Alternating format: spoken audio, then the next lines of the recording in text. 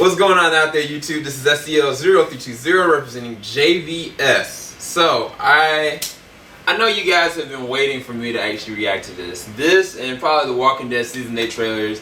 I have intentionally not watched them because I saw them at San Diego Comic-Con. I saw them on stage, in the press area, like literally in this wide open screen, and it was the most beautiful thing ever. Like, I went last year, it was great then too. But this year was just so special watching Jason Momoa just freak out, throw a freaking chair at the LED partition screen wall, and then proceed even before that, when he first came on stage, to take the trident and push it into the ground. And it was just so epic. But I got to see the trailer multiple times, so they showed it twice. So the reason why I didn't, do the reaction, because I was like, they don't want to see this. So I've heard people say they still wanted to see me react to the Justice League Comic-Con sneak peek.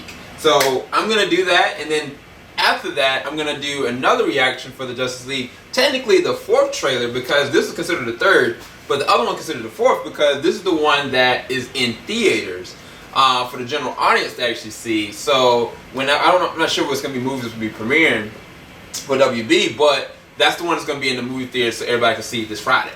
So I'm going to go ahead and react to this. I'm going to dissect it. So as you've seen, this is my review and my reaction. I don't know how many times I've seen this, but let's go. I'm excited for this. I actually have waited, low key to kind of be like, all right, I'm going to share this with my YouTube family. So let's act like this is the very first time, so to speak, but it's really not.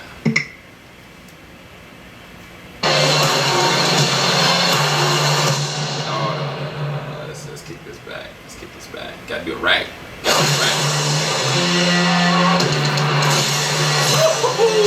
tell you, Star Wars looks so dope right now. That shot of him looking back at the light. Excuse me.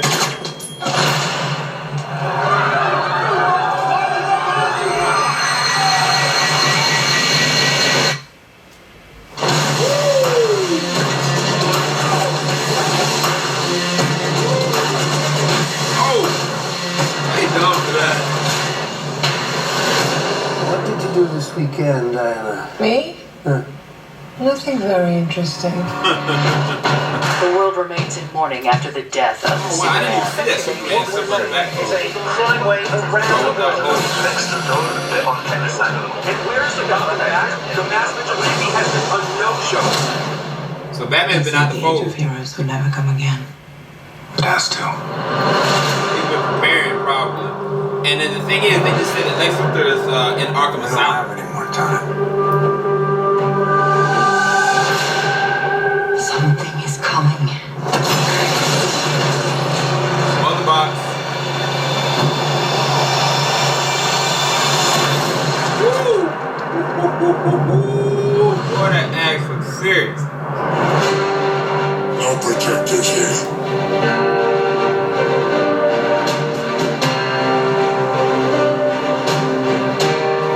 The shot. That shot. I was like, yes, for that CG. You go, Snyder. No Kryptonian. That doesn't look like Superman. Okay. I'm not really This sure. world will fall. Like all the others. One misses the days when one's biggest concerns were exploding wind-up penguins. That's a Batman returns. Shout out. Honestly, I think we're all gonna die. Each of us, in some way, is held back. Yeah, all of them. Engage alone. We'll do this together. It's really cool. You guys seem ready to do battle and stuff, but I've never done battle. I've just pushed some people and run away. I think Ezra's gonna do a good job with it. Yeah. Relax, Alfred. I'll take it from here. Do I know you? Superman was a beacon to the world. Funny thing about this score, To save people. that's not right See the there. best parts of themselves. This is the rendition of Flight from Man of Steel. I didn't recognize this world. Oh! You don't have to recognize it. Sounds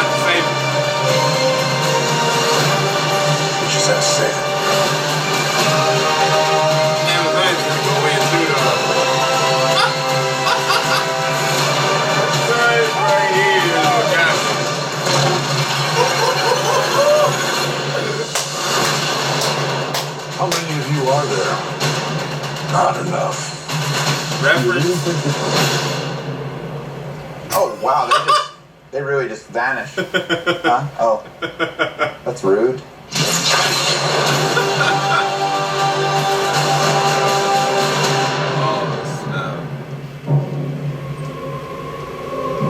You remember those bursts of energy that kind of comes out when Superman is like going through the air?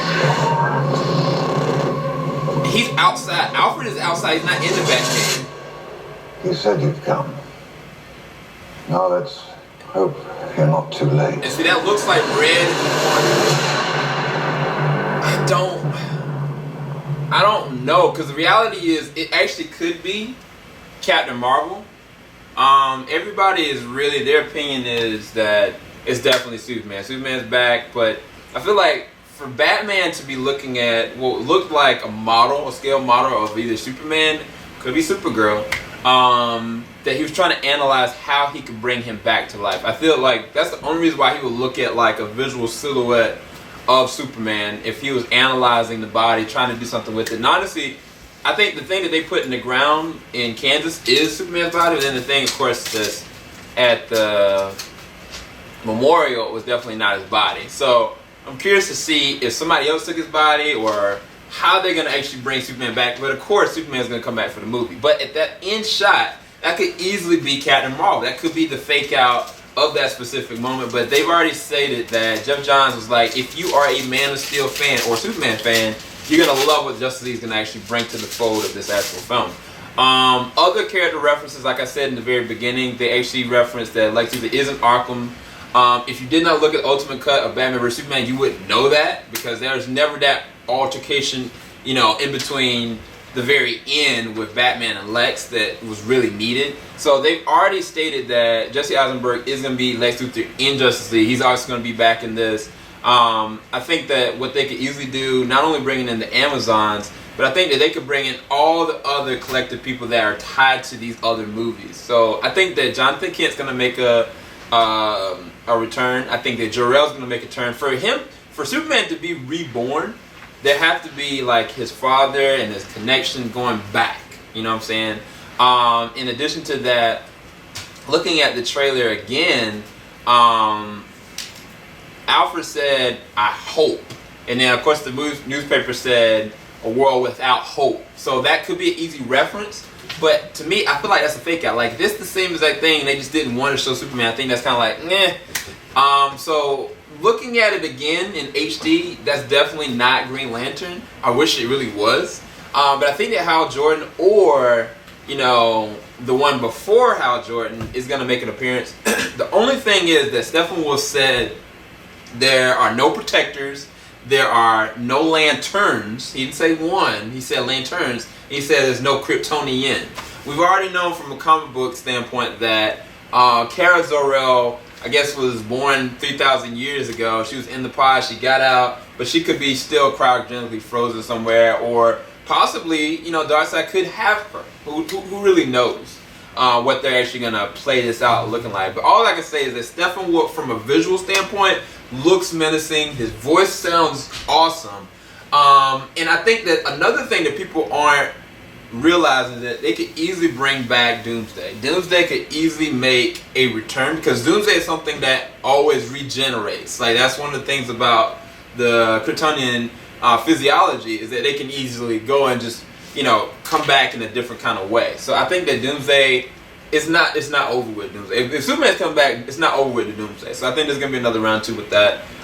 What they were able to do from the visual standpoint with Wonder Woman, having her in the front, I thought that was smart. But the way that it even showed the CG, it was so much more sharp, and it actually looked better than some of the CG moments in Wonder Woman to me. That's part of Zack Snyder, though. Like, Zack Snyder is a visionary. He is an artist from a visual merger standpoint. A lot of people have issues with him as far as his storytelling. He's got a lot of ideas, but he doesn't have any cohesion or people telling him to do this or that. Personally, I feel like there would be no DC universe without Zack Snyder in any shape or form. So for me, I thought that he did a really good job with the showcasing of all of them.